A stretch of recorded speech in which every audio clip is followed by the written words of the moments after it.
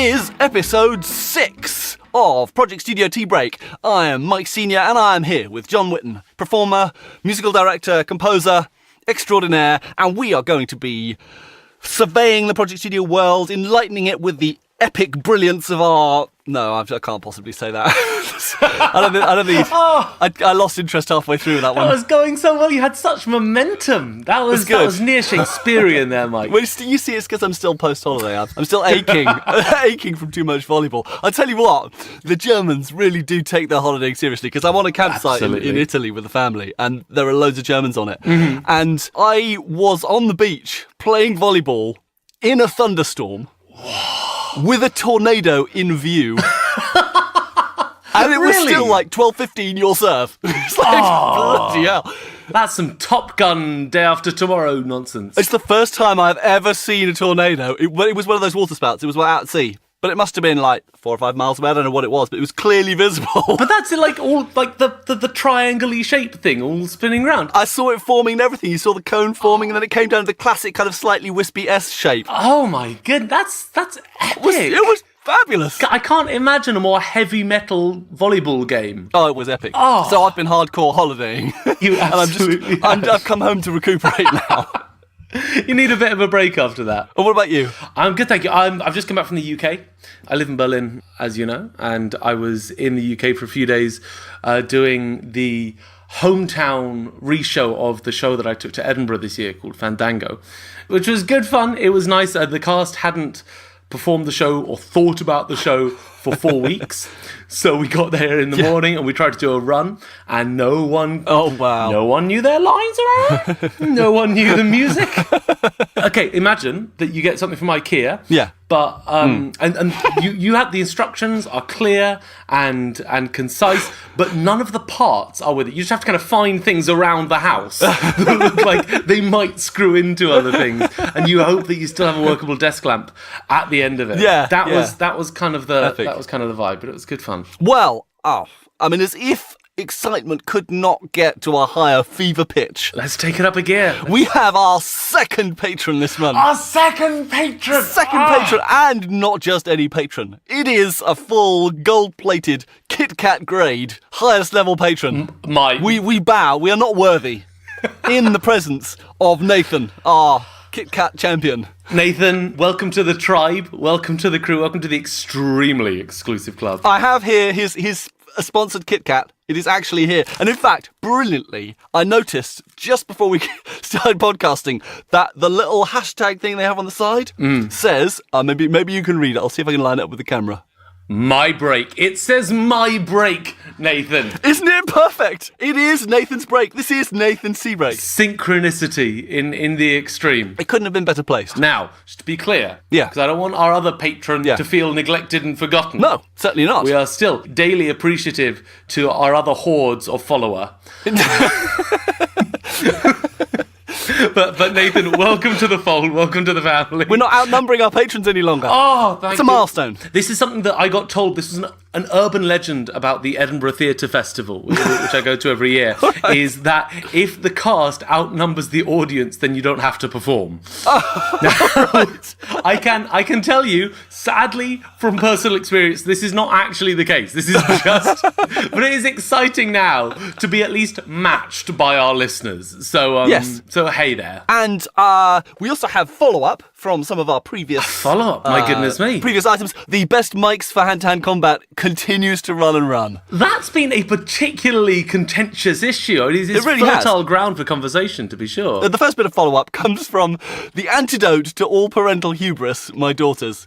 One of whom said, in response to me saying, "Oh, wow, we got a reply from Siri." Yeah. She said, "Wow, that means you actually have a listener." What? Doing that on hits? It does. But Lara, the younger one, when I was on holiday and just kind of lounging around and not shaving very often, she started calling me Baby Hagrid. Oh my goodness. We are an ego-free zone round here, believe you me. I think you would have to be. I think you would absolutely have to be to surprise. That is... To survive, sorry. That is a needlepoint bit of satire there. That is, well, I hope I never get seen. And you can tell the other daughter that actually we have 2 listeners. So, stick that in your pipe and smoke it when you're old enough to smoke a pipe. bubble pipes. Are those still a thing? Those were huge when I was growing up. The second bit of follow-up is more technical. It's more serious. It's more... Okay, let's get real. He's been listening carefully. He's seen the structure and the force of our argument, but he spotted a hole. He spotted a whole area we hadn't discussed. No, impossible. Which is, of course, can't you in some way use phantom power to your advantage? We've already talked about a mic with a laser in it. I'm surely it's only a short step from laser to taser. Is that Nathan's pun? No. I just thought, well, he's one step away from replacing me as co-host. He sponsored that pun. This pun is brought to you by the wonderful Mr. Nathan.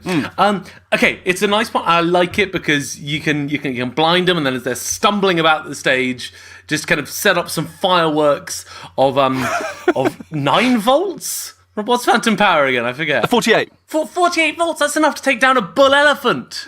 I'm not an electrician, but I believe that volts work on the same scale as horsepower. All right. Which is to say that 1 volt is enough to knock 1 horse unconscious.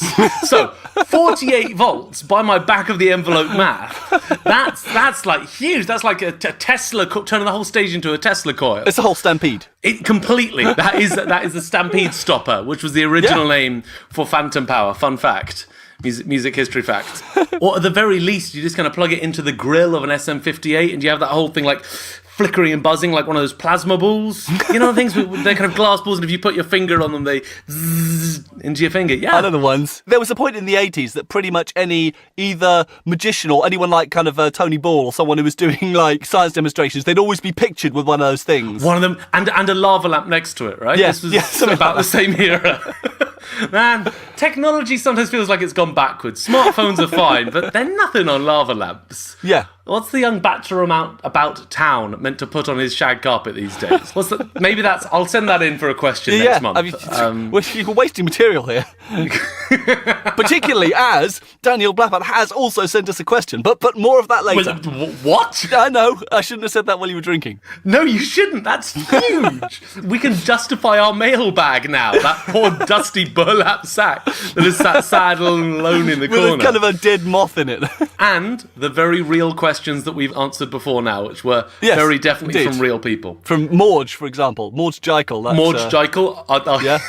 Long-time listener. Right, now, another bit of follow-up. Yes. This is also from the Facepalm of the Month last month. And this is one of the things that I was doing on holiday was flopping by the pool doing nothing. And those occasional breaks when I wasn't doing nothing, I was reading a Jordan Peterson book that a friend of mine had recommended to me, in which he talks about a psychological experiments that really struck a chord with me, related to my last month's Facepalm of the Month, that thing of me just not noticing the hi-hat, or you not noticing the kick drum. Yeah. And it is an experiment called the Invisible Gorilla Experiment, which is just a brilliant name for an experiment. The Invisible Gorilla Experiment. From a researcher called Daniel Simons, who clearly has a really good sense of humour. But here's the scene, right? It's all to do with a video. He shows the subject of video. And the video is 2 teams of 3 players, right? Each team has different coloured T-shirts on. So there's one white team and one black team. Okay. And each team has a basketball. And the 3 players of the team are just throwing the basketball between them. Okay. Passing it back and forwards. But while they're doing it, they're walking around each other and swapping places and weaving in and out of each other while throwing the ball between the teams. So it's quite a kind of a visual thing to look at. Okay. And what the subjects were asked to do in this 30-second or minute-long video, they were asked to count the number of times the white team passed the ball. Okay. Right? And the answer was 15 times. Spoilers. But what they didn't say was that in the middle of the video, a guy in a comedy gorilla suit just saunters on from the side of the screen right into the middle of the group of players. What? Looks at the camera, beats his chest in kind of comedy style, and then saunters off the other side. It takes about like 15 or 20 seconds, this whole thing. And brilliantly, half of the subjects didn't see him. No. It was like, well, how many passes did you count? And then the next question was, and did you see the gorilla? And half of them didn't see him. And half of them hadn't noticed the gorilla. And the thing is, he's not subtly in the background. He walks right through the group of players. That's remarkable to me. Mental. I absolutely have to try that. The video's on YouTube. Okay. Look it up. I mean, obviously, you can't see it for the first time if I've explained it to you in the same way. This is arguably true. But look at it and think, half of the people who looked at this video when they didn't know there was a gorilla coming on didn't see the gorilla. Just didn't spot the gorilla. Flabbergasting. That is magnificent. It just must be some of the most charismatic passing and capture that you've ever seen. That is my first guess, that everyone just throws with this athletic poise, this Grecian agility. Well, it's the fact, obviously, they're all naked like the Olympic Greeks. I mean, that distracts you more. Minor details there. Or they're in fact all dressed as gorillas. That would also make it less easy to realise. Yeah, it would blend in. Mm-hmm. And in passing, there was a second experiment that was also just brilliant in this way, but it's from a slightly different reason. It's the same guy, and what he did was he got a psychological researcher who was kind of undercover just as a member of the public to stop some guy in the middle of a park holding a map in his hand and say to the guy, oh, look, can you tell me how I can get to so-and-so? Yeah. And the guy would start directing him to wherever he wanted to go, knowing where it was. Okay. But in the middle of their conversation, after about maybe 10 seconds of this exchange, a couple of workmen holding a door between them are walking along the path and come between them. And of course, this has all been planned, although the bystander doesn't realise this. And as it passes, one of the workmen swaps positions with the experimenter. No! And a completely different person then reapproaches the subject to continue the conversation. And again, 50% of the people didn't notice. That's so good. He calls it change blindness. This is one of the reasons why so many film editing non sequiturs don't get spotted. You know, when someone's wearing a watch in one scene and not in the other, because you're not paying attention to that. And again, I think this has a relationship to engineering things, because this is why I'm always so worried about plugins dropping their presets in the background. If I find a plugin where I've set it up and I come back, having saved the session, and come back later, and I notice that it's just reset itself, that's just a reason why I would never, ever use that plugin again. Because irrespective of how much of a huge difference it made it being reset, I don't want to be playing that kind of mind game. Yeah. Because I know that I won't necessarily spot it if I'm concentrating on something else. It's so easy to miss. This week, there's a backing track for a theatre show that I'm working on, and I came back to it one morning, and it just felt a bit sluggish. Yeah, yeah. And I couldn't quite work out why, and I played with like adding some twiddly bits higher up in the piano. To use the technical term. To use the musical technical term. Twiddly bits TM. For this we get in education. And it was after far too long that I realised that I had somehow, at the beginning of this session, slipped my rate slider down to 0.9,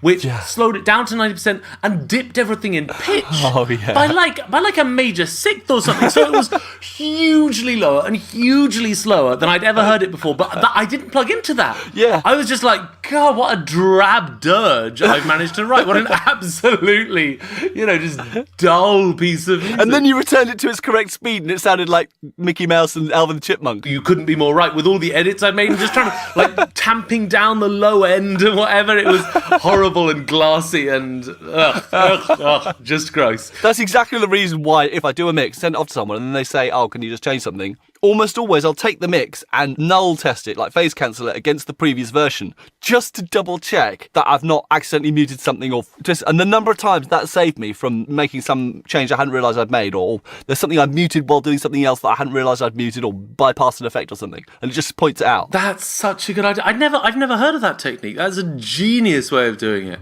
Just to make sure you haven't dropped an instrument or something somewhere in the process. Absolutely. Because it's so easy to do when you're concentrating on the exact vocal level or the amount of reverb or something. And suddenly a tambourine disappears in the background. I hope there's no one out there in the world who's under the impression we know what we're doing. I feel that would just be grossly misselling ourselves. We are flailing as best we can.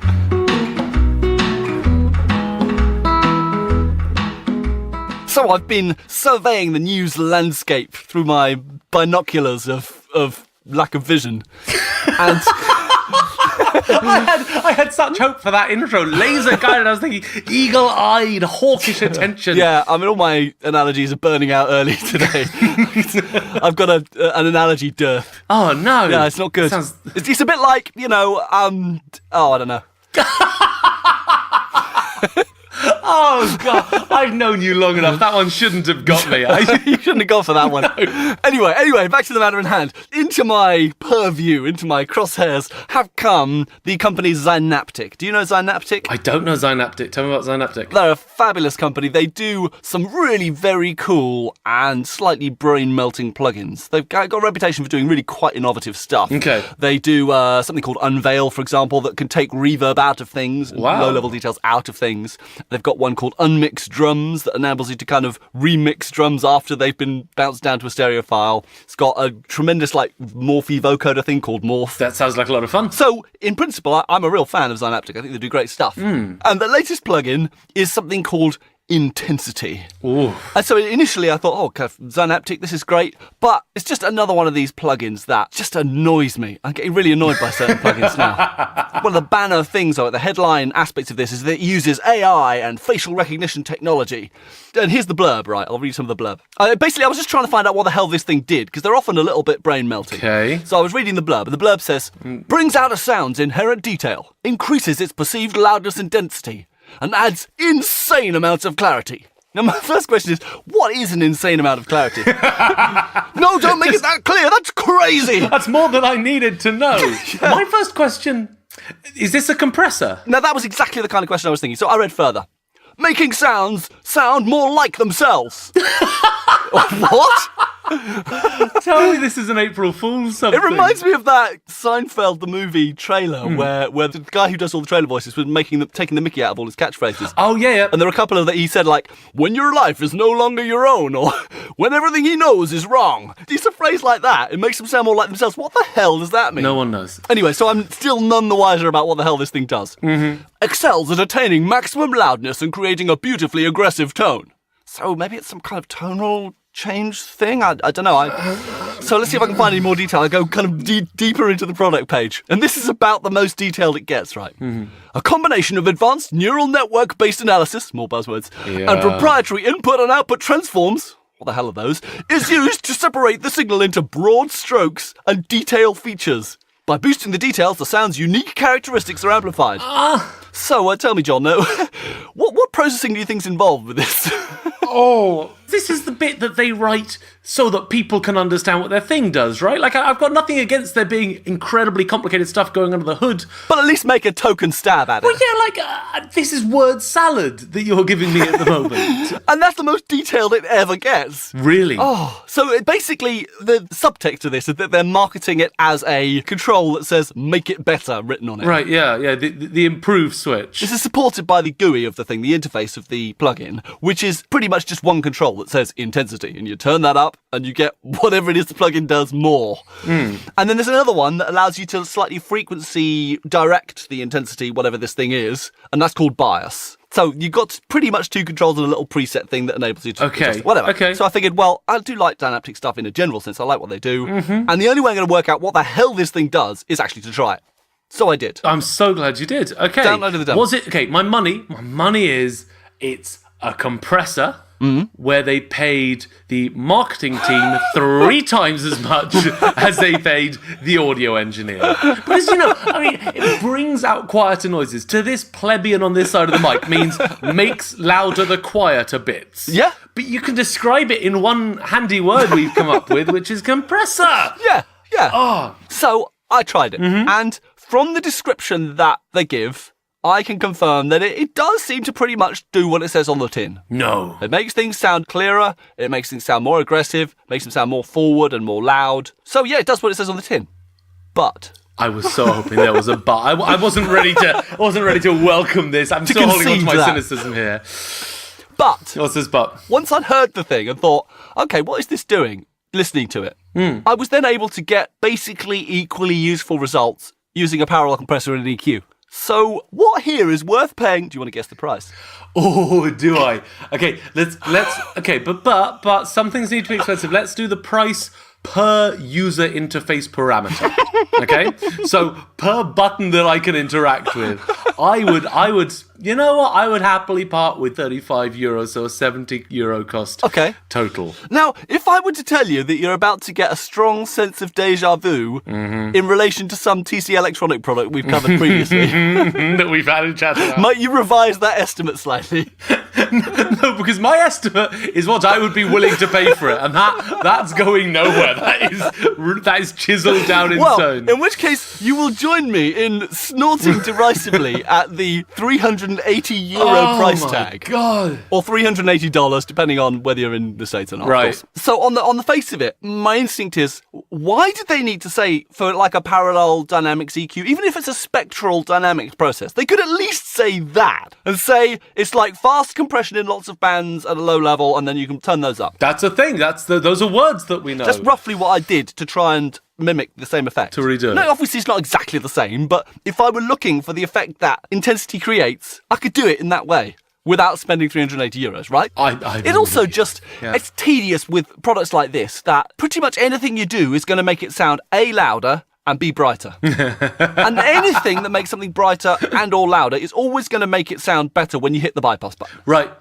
And the little loudness compensation scheme that they have is not something that applies a static offset to the gain. It actually tracks the input against the output in real time, which to some extent is good because then if you use the bypass button, you are actually getting a decent loudness match. But as you adjust the control, it takes the automatic volume compensation a while to catch up. So every time you push the control up, it momentarily gets louder. And it will sound better because you hear everything. So obviously when I was doing my own tests, I loudness matched it. And then it's like, well, the difference between what I've done here with a parallel compressor and some EQ is not €380 less good than intensity. Than what they've got. But what really annoys me overall is the trend that this kind of plugin embodies. It's this chuck a bunch of buzzwords at it and do something that is not particularly special or in fact might be completely underwhelming or might be just snake oil. A couple of things I immediately think of in this context. Have you ever heard of Isotope's Neutron? Yes. And it has a track assistant function. Oh, okay. I reviewed the first release of this product for the magazine. And again, this was all lots of, it's analysing the track, it's reacting responsively, it's all artificial intelligence. And it was just a preset matrix that was completely unresponsive and totally unintelligent. And then there's something like Lander. It's a website where you can upload your track and they print themselves money. No, sorry, what I meant was... sorry. Freudian slip there. No, you upload your track to their site and they stick it through some mastering preset that's supposedly all AI informed and reactive to your track and various throughout that, and then send it back to you and it's louder and probably a bit brighter. Is my guess. And you listen to them side by side and that's better. It's pretty much the definition of a pointless service for me. Right. I mean, obviously they have 100 reasons why it isn't, but I just think it's ridiculous, and I just think it's stupid people being parted from their money, frankly. If you'll pardon me for stepping lightly and beating around the bush here. I will forgive your excessive levels of decorum and politeness. Yeah. There is a service which, fortunately for them, I cannot remember the name of at the moment. They can hide beneath the fig leaf of anonymity. Of my broad spectrum amnesia. This is artificial intelligence, this is neural networks, this is probably blockchain. Oh, yeah. Undoubtedly high vitamin and low cholesterol. But it's a service where you select what you're doing and it gives you productivity music to do with it. This whole area, I mean, this again, I was reading a little bit around the subject and there was a big article in Sound on Sound this month about how artificial intelligence is being used in music making and in music apps and stuff. And all of that is just horrible to read. You know, they're all very excited and frothing about it. And the examples they give, all of them I go, actually, I'd rather it didn't do that. Completely. An example it gave was, okay, what if artificial intelligence could look at a number of different compressed vocals, look at the characteristic of the vocal itself, and look at the compressed things, and from that build a model of how a good compressed vocal should sound. And that, the very concept of that, shows that the designer of the thing doesn't understand the way mixing works. That basically they're trying to make it sound good, and mixing isn't about making it sound good, it's about making it fit together. Yeah, artificial intelligence is the idea that computers can learn. And that people are going on about that, isn't it great that they can learn? And no one's thinking about the quality of the teaching, basically. Oh, well said. What we need real teachers for artificial intelligence. Otherwise, they'll learn a bunch of rubbish. I mean, it's sadly similar to children. If I was feeling kind, I would put it down to ignorance. But there's no need on this podcast. No, there absolutely is not. This one talked throughout about how the music was rich in frequency modulation. It made no attempt to get any more deep into that. Well, you know, I mean, if I were playing in a bar, I'd expect lots of requests of, hey, play me one with frequency modulation in it. Frequency is how many times something happens over time, and modulation is literally just change. So frequency modulation can mean one note becoming another note, okay? It can mean a long note being wobbly. It can mean a key change. It can mean anything from something happening 20,000 times a second to once in 10 minutes. It's the most meaningless phrase And also, doesn't rich in frequency modulation sound a whole lot less impressive when you express it in real language like that? Precisely. And it's cynical and it's... Ugh. Did you ever hear about this report that some guy did? In fact, I think it was an ongoing report. I think he did it every few years, where he looked at the annual general meeting reports for FTSE 100 companies and compared the opacity of the language with the results of the company and found a clear correlation between more opaque annual general meeting reports and poorer performance. That is hilarious. The better the performance, the clearer they were willing to express it, whereas the worse the performance, the more they were trying to obfuscate and wrap it up in jargon. And I think that something along this lines will be a very good rule of thumb with any plugin. You know, the more they reference AI and neural networks and facial recognition, instead of actually telling you how the plugin functions, the more they're probably selling snake oil. Okay, so here's what I would ask for you, just so we can try and get some conflict on this agreement fest of a podcast, which is, let's say that let's say I'm a YouTube musician, I'm a songwriter. Okay. To be honest, I'm not interested in learning to be a producer, but my recordings, they just sound... A bit like me, really. Shh, I shouldn't have let that one out. Letting all sorts of things slip. My recordings sound a little bit amateurish, a little bit thin, and I've got money to burn. Is this going to be something I can just plug in and play? I just pop it in on my track, turn it up some, and it does improve my sound. Yeah, I suppose it'll make them louder and brighter. So if you want that, yeah. To be honest, real life is a lot duller than recorded music is. I mean, the editor of Sound on Sound used to say, the problem with life is it has too much 350 hertz. Oh, I'm stealing that one before the day's done. That's amazing. Records are just generally smilier than real life is. So I can get that. But this is another thing they were talking about in this SOS article. There was lots of, we see ourselves as enabling creativity by allowing people with absolutely no technical skill to generate music.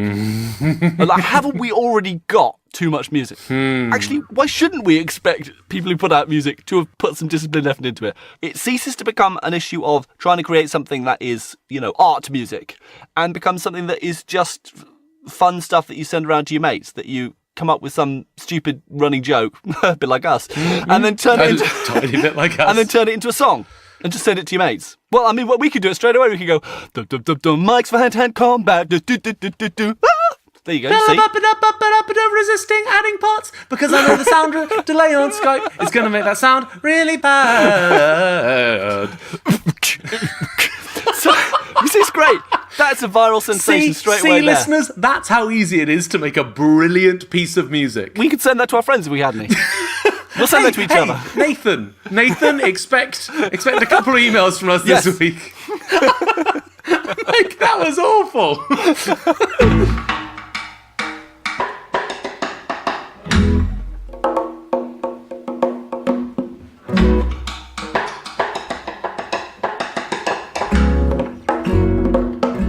And now it is time. Oh, yes, it is. It is. We've got there. We've arrived there. You are with us, and congratulations on that. It's time to meditate on our failures, ladies and gentlemen. It's time for Facepalm of the Month.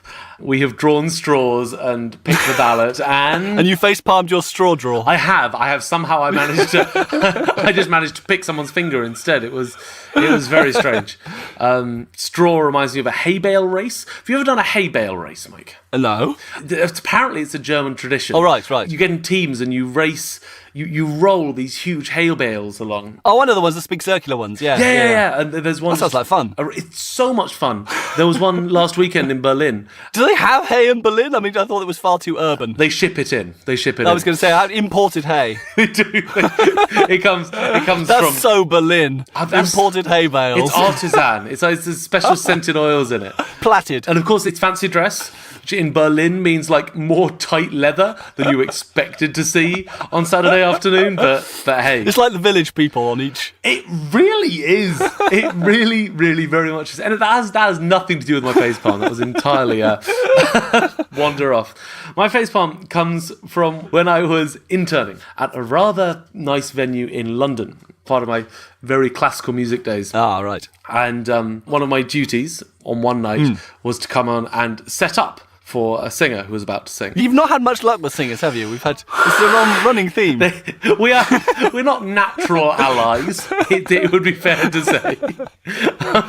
My tasks were very simple. I went out with her music folder and a music stand. Oh yeah, right. I set up both on, the stage was spiked, it was marked up already. It all seems disarmingly straightforward. How could I mess this up, Mike? Yeah.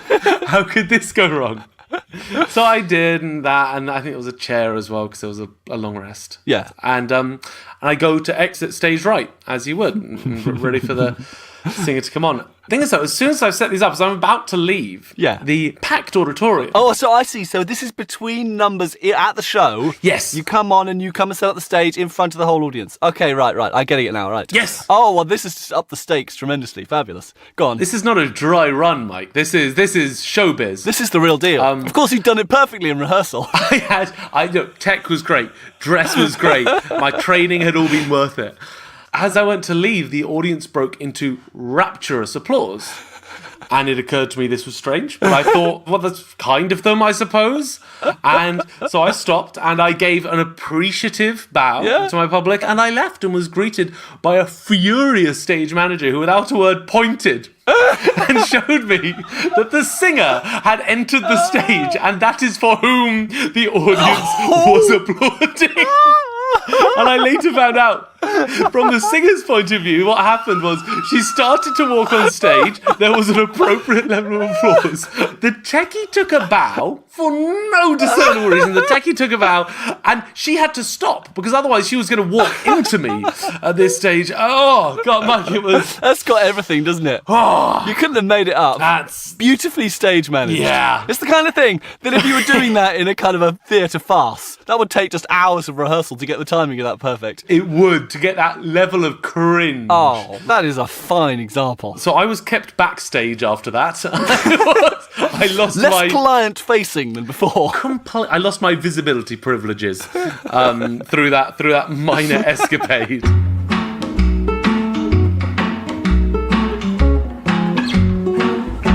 So, John. Hey, Mike. Let me ask you, have you ever encountered people lamenting about how great music used to be back in the 60s or back in the 80s never in the 80s, of course, but back in the 70s, or that music was much better in this era or that era than it is now? I am familiar with this phenomenon. You've had it once or twice, haven't you? Yeah. And fundamentally, I can't agree with that. And there are various reasons. Even if you look back into like the ones that are usually referenced, like the 60s or the 70s, look back to the 60s, you've got, your Beatles, your Stones, your Motown, they're churning out great stuff. But if you look at the like number ones in Billboard, in between all the hits, you've got things like Dominique the Singing Nun, top of the Billboard charts. Wait, I can tell there's a list here, but I need to take a moment. Oh my goodness. Then you've got Tommy James and the Shondells singing Hanky Panky. I don't suppose that one's registered in the global consciousness, has it? No. No, that one hasn't stuck around somehow. There you go, some dreadful Merseybeat thing. Oh, wow. I'd never heard it. I listened to it on YouTube, but it sounds like even they aren't taking themselves seriously. It's like they can't believe that they're getting away with it. They've got a dreadful pro-Vietnam thing by Barry Sadler called The Ballad of the Green Berets that is execrably sung. Dreadfully sung in a uniform, like straight backed in the little video. It's definitely worth checking out. That was top of the Billboard. Oh wow, okay. Well, these are all going to be on the user manual. Do you know Paul Moriarty's Love is Blue? I don't know Paul Moriarty's Love is Blue. No, was that popular? Apparently number one for 5 weeks. Oh my goodness. This is the golden age of music. I know. So, I just think it's time that weeds out the crap. And so you think it was better in hindsight. Right. Because it's all concertinaed. And in fact, I did a lot of busking when I was at college. I basically busked my way through college. And one of the groups that I busked with a lot, because it was easy to organise, was 2 violins. And there's really not much repertoire for 2 violins. There's the Bach double and there's the odd bit of Mozart. There's a violin and viola thing you can transcribe, but that's about it. So I went on the hunt and I came up with a set of duets by a guy called Jacques Matsas, and there was another one by Ignaz Pleyel, you might have heard of him. Yeah. Really, really second and third rate classical composers that sound a bit like Haydn and Mozart, but aren't nearly as good. Okay. And if you go into the music libraries and you're searching for all this third rate classical stuff, you really realise why Mozart, Beethoven, and all these other ones, Schubert, have survived. Have shone through, yeah. God, I can still sing the first 24 bars of some of those Matsas duos, and they are just such low quality music. Played for hours and hours and hours. It's an emotional scar still. That will lock it into your head. Well, I think that's some bonus content. Mike singing the first 24 bars. Anyway, so fundamentally, I'm utterly against the idea that music were better in the day. You know, that it's all gone to pot. However, I have been shaken to my roots this month because it suddenly occurred to me that I might finally be thinking the equivalent of policemen getting younger. I think it might finally have happened to You me. old man, you're over the hill. Yeah, so I'm hoping you can help me here, John. I will do everything I can. The thing is, I'm concerned that the words being used in lyrics over time are dumbing down, that they're getting shorter.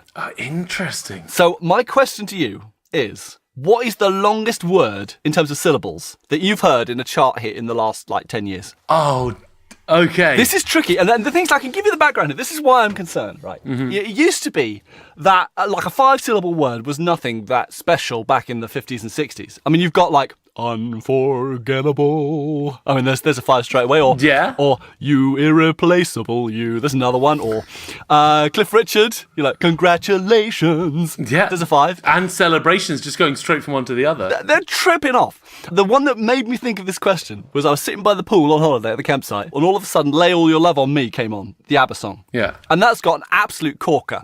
I used to think I was sensible. It makes the truth even more incomprehensible. Oh, what a rhyme. That floors me every time. Then I remembered the king of all long word songs, as far as I'm aware, which is from the Carpenters. Calling occupants of interplanetary craft.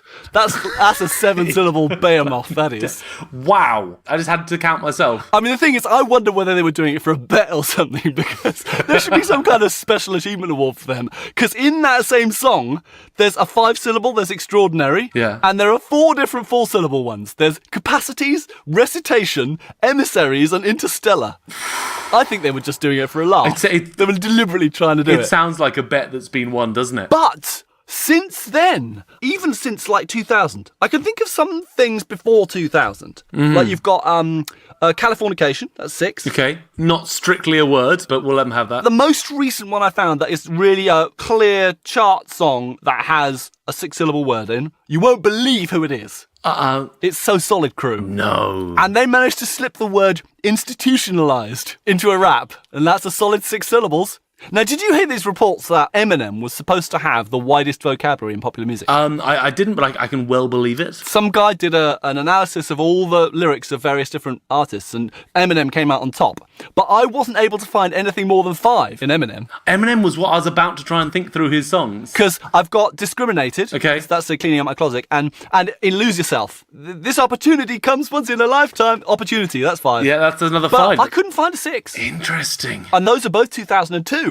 A couple others I pointed out. Radiohead, Electioneering, that's 5. And the Beastie Boys, Intergalactic, that's another 5. But again, this is old stuff. Yeah, this is all old stuff. I was thinking, Titanium. No, that's 4. Yeah, the first one that came to my mind was Bulletproof by LaRue. That's 3. I'm here getting excited about 3-syllable words. I know. You think of long words, again, I thought, outrageous. I thought, I know that's only 3. It's like, but it feels long, doesn't it? It does. Okay, I've got your 4. Okay. Which is Lady Gaga's Alejandro. Paparazzi's also. Thank you, Gaga, for getting us up to those common 4s. Well, we already had 4s. We already had Titanium. No, that's true. In fact, anything with everybody in the title is going to have 4. So I just picked a random song out of my head, and it's Only Girl in the World by Rihanna. I like this song. Yeah, okay. And it's all literally 1-syllable words. What are you trying to say? She makes the word world last for 6 or 7 syllables, but I don't know if that counts. Well, that's a whole different question. It's like, what's the longest single-syllable word ever sung? I think, I will always, that's got to be high on the list. I am torn, because all I want to do now is sit very quietly for 10 minutes and try and think of long words in pop songs, but I am aware that that's not the best radio. I did a bit of Googling, longest words in pop songs and all this kind of stuff. I couldn't turn up anything. I'm struggling to think of anything. Fundamentally, it just means that, officially, Mars bars are getting smaller. Policemen are getting younger and children are getting less respectful. Although, in my research, I did throw up one great little fact. In 2008, there was a rapper as part of the Die Nasty Records collective, the San Diego rap troupe, who managed, although sadly this wasn't in a charting release really, managed to use the word pneumono-ultramicroscopic silicovolcanoconiosis in a rap. It was talking on my rivals, they counting chronic, you got me comatose, I smoke until I get pneumono-ultramicroscopic silicovolcanoconiosis. I think you just drop the mic and retire at that stage, I think. And then, a couple of years later, he then rapped that word again in a different rap. He's a repeat offender. I mean, once you've got it learnt, I think you kind of just have to. Hit us up. If you can think of a pop song in a year that starts with a 2. Yeah. That has a 7 syllable. I mean, I've only found a 6 in So Solid Crew. That's the only 6-syllable word I've found since 2000. I'm going to say 5 or up. I would love to hear about anything 5 or up because where are they? I mean, I'm kind of working my way through Black Eyed Peas. Right to the defence of the youth of today. Yeah. This is an eye-opener. Like, you're making me feel very old and dismissive of modern music. It's contagious, you see. The rot has now started to set in. This is the musical meme version of a virus. It's slowly going to seep in and sap the positivity from anyone working in music today. That's what we've done just here. Until Ariana Grande comes out with her single, Anti-Disestablishmentarianism is Great. Anti-disestablishmentarianism, number 4, letter U. Let's go crazy. Let's go disestablishmentarianism. Completely up in this place. My goodness. Okay, let us know. If you have been screaming at your phone for the last 5 minutes, this song, guys, this song. Obviously. Then please scream at us in person so that we can give you the shout out you deserve.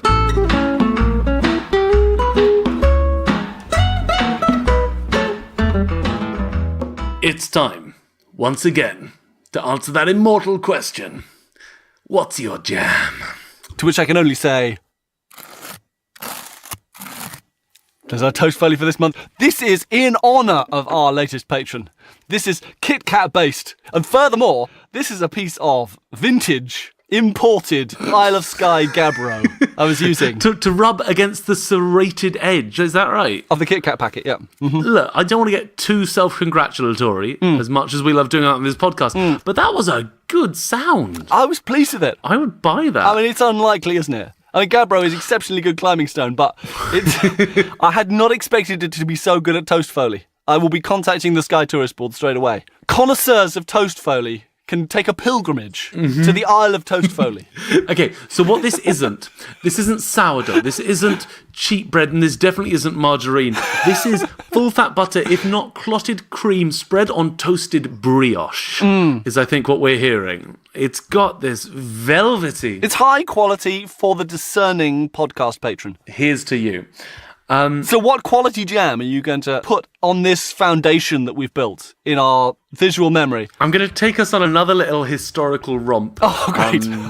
That's always good for a laugh. Historical, maybe slightly oversell, of a YouTube phenomena. But this one starts all the way back in the mists of 1999. Oh, crumbs. Were you partying? Yeah, absolutely.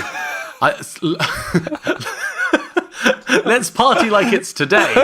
It just doesn't quite have the same ring to it, does it? No, it's not the same kind of payoff, really, is it? In 1999, nothing was happening. No one was excited for anything, if you recall. No. But in this darkness, an alternative rock band called Smashmouth. Oh, well, right. Speaking of Smashmouth. Little did they know, their influence would stretch across the years. Their rise to this level of fame and recognition being mentioned on Project Studio.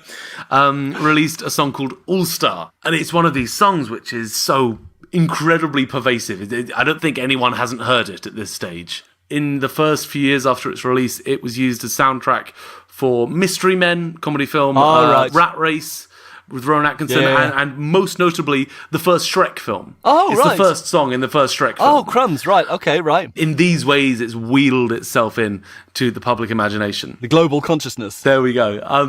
It was subject to various meme formats over the years, which don't particularly interest us because they weren't very musical.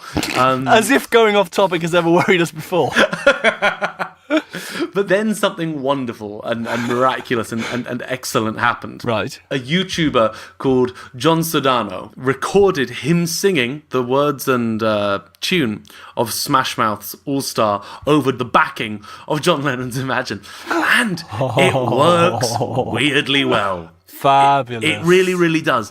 And he now has a channel and a life and an existence that centers around singing over backings of many different songs, All-Star by Smashmouth. We jump genres. That's even more random than I thought it would be. I thought it was going to be the general thing, but it's just Smashmouth. Just also... It's All-Star by fabulous. Smashmouth over everything, which I think is such pure dedication. It gets better. Mike, it gets even better. Oh, wow. Go on. So at the same time, a programmer called Matt Boosie had just released a video onto Vimeo, which is called Of Oz the Wizard. Have you come across this? No. Okay, I found it when it first came out and it blew my mind. It's an edit of the old film The Wizard of Oz in alphabetical order. So it's every word of spoken and sung dialogue has been snipped out and they've been arranged in alphabetical order. So it begins as about 90 seconds of people saying A. Oh my God. And it closes with every instance of zipper. So it's first organised by word and then chronological. And it's musical. It's beautiful. It's actually a really incredible piece of video art. There's my evening shot. Wow. Of Oz the Wizard by Matt Boosie. It's lovely. But it's another example of that, taking some idea and running with it well past the point where the wheels have fallen off. Oh, in fact, I completely mixed my word verse. Before your legs have fallen off, the Smashmouth idea was a cool idea, but then to keep Smashmouthing lots of different songs. Exactly. And actually, I'm really glad you brought it up in this particular podcast, because part of the reason why our new patron has joined us was because I spotted that he was also interested in a podcast called The Worst Idea of All Time. With two New Zealand comics. Yes. So, do you know it? I'm a huge fan of The Worst Idea of All Time. But do give the premise for our listeners. It's two New Zealand comics who got together with the premise that they would do a podcast where they watched a film and every week they would give a podcast about the film, except that instead of changing films like some podcasts, they watched the same film all year. And they're rubbish films. So the first one was like Grown Ups 2. Grown Ups 2, I've jumped in on the second season, I think, which is Sex and the City 2. And I'm about 5 episodes in and it's slowly grinding them down. Watching Sex and the City 2, all 2 hours and 20 minutes of it. Every week. And the best thing about season 1 was that after watching it 52 times, they sat down and just from memory, they tried to write out the entire script. Oh, wow! Along with snarky asides from themselves. And then they got a group of comics to perform their script of Grown Ups 2. And, it's an idea that eats itself and then eats itself again, isn't it? It is, and it gets so kind of incestuous that it gives life to something that's kind of weird and wonderful, entirely its own thing. Exactly. So I was not entirely flattered, perhaps, that someone who likes The Worst Idea of All Time might then graduate to us. But I thought it was worth a try. I'm just offended that relegates this podcast to the second worst idea in the world. I think... Yeah. So this incredible video of Oz the Wizard was released and blew my 28-year-old mind.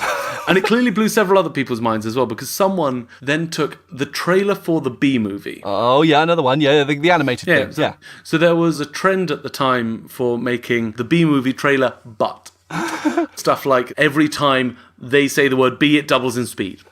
Or every time there's a bad joke, the audio goes down an octave.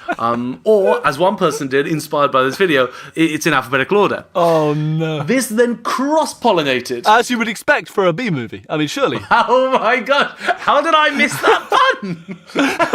Totally bad podcasting, John. I'm on fire today. You are so on it. You are. I'm dropping so many balls and you're catching every single one. YouTuber DPAGE Depage made a All-Star by Smashmouth, but it's in alphabetical order. And this was a floodgates moment. That's like come full circle. I mean, it's messing with it's like Jacob's Ladder. So my homework for you and all our breakers out there is to get on YouTube and search All-Star But. Because this has been jumped on by the community in the most incredible way. There's All-Star, but they have isolated the vocals and they've retuned them so that it's to the tune of Country Roads, and the back of this Country Roads where all the words are All-Star. There's ones where all different weird things are said. There's one where they have melodined everything to the point that it's harmonised as a Bach chorale. Oh, that's fabulous. My favourite, which I've just heard today, it's in negative harmony. So for anyone who doesn't know, when you invert a melody, you flip it upside down. So high bits are low bits, low bits are high bits. And negative harmony is just a chromatic inversion around a point halfway between the major and the minor third of a given key. And it creates this dark shadow twin of the song. And it's beautiful. And this, to me, is the best counter-argument against... aren't there enough people able to make and produce and release music? Because unless there were millions, no one would have the idea and the time spare to make a Bach choraled all-star. And it's a thing to behold. No, I get that. And also I get the idea that it is precisely because people are around with stuff that you get random things that eat themselves. Someone just combines something in a way that's never been done before. And there's something about the collective intelligence, isn't it? If you get enough stupid people together, like you and me, in one spot, together they make something that is more intelligent than each individual person. It's like the termite heap thing, isn't it? Yep. Each individual termite isn't intelligent, but they create these incredible architectural termite mounds, right? Wisdom of the crowd. And the collective intelligence of the internet is generating these things, these kind of chaotic events that suddenly sprout up and flower. So this is this month's Strange Rose All-Star Butt. It's I cannot recommend it strongly enough. That is the mother of all rabbit holes, that is. It is. I've just seen that there's a playlist here of 50 All-Star videos. All-Star but Star is replaced with Gordon Ramsay insults. All-Star by Smashmouth, but it gets 15% faster every time he says the word the. All-Star but it's played on the sharpest tool in my shed, so he's playing it on a saw. Oh, fabulous. There is one that you'll appreciate here. All-Star, but every time he says, hey now, the bass boosts 6 dB. Oh, one that I saw earlier today. All-Star, but he never says the same word twice. So any word that has already been sung is just cut from the audio. It's really, really, really good. That is my jam of the month. Top choice.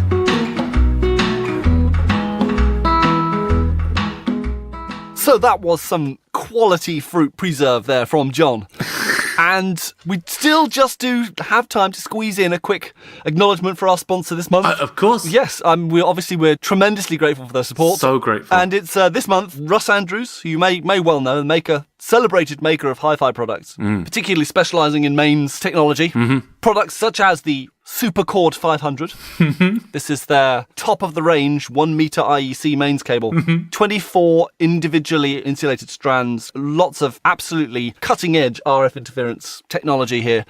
And only €1,797.09. Saving money. And of course, there's no point in having a product of this quality unless you twin it with their top-grade Super Burn-In Plus enhancement procedure. For an extra €166.50. Is that all? They're practically giving it away. I know, it's a bargain. I mean, that's why I think it's worth going for the Super Burn It Plus as opposed to the other two grades below that for such a high quality mains cable as this. But, I mean, obviously, as we in the studio community know, hi-fi is not on the same level as professional. I mean, if you want to make stuff for these kinds of audiophiles, then you've got to make sure that your studio equipment is of a better quality than that. Is up to scratch, yeah. And Russ Andrews have acknowledged this now and have decided that in order to achieve this degree of high quality, they need to go beyond the limitations of the entirely passive cable technology they've been using so far. And so they're now launching their new active range. Pioneers. The Active Supercord. A mains-powered active mains cable for the most discerning applications. Of course they have. It's got special sensors on it that they detect damaging electromagnetic radiation and then they use it to eliminate that signal contamination from the mains cable itself. I mean, like, noise-cancelling headphones. It is so elegant. It's tried and trusted technology. Now, Mike, I have one question for you. Yeah. So this excellent piece of mains-powered mains cable is going to need something to plug it into the mains. Well, I mean, obviously, there's a special introductory price of only €3,496.12. But of course, you do need to factor in the Supercord 500 power cable to power it at €1,797.09. Well, that's if you want to use the passive mains cable. Well, yes. I mean, obviously, there are incremental improvements as you chain together the active Supercord 500s. And you must, of course, factor in that each one of those cables will need its Super Burn It Plus cable enhancement routine And I mean, if you go for the simple 2-stage active-passive combination, then it's only €333. But obviously, for each stage, you need to add the extra €166.50. Which, for any discerning audiophile, I'm sure will seem pittance for the effect that you can get. And is there a special offer available for tea breakers? Well, that's a special introductory price.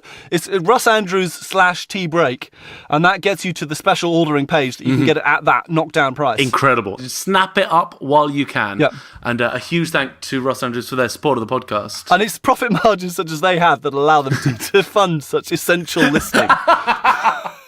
To allow them to indulge in high arts patronage, such as they are. Yeah.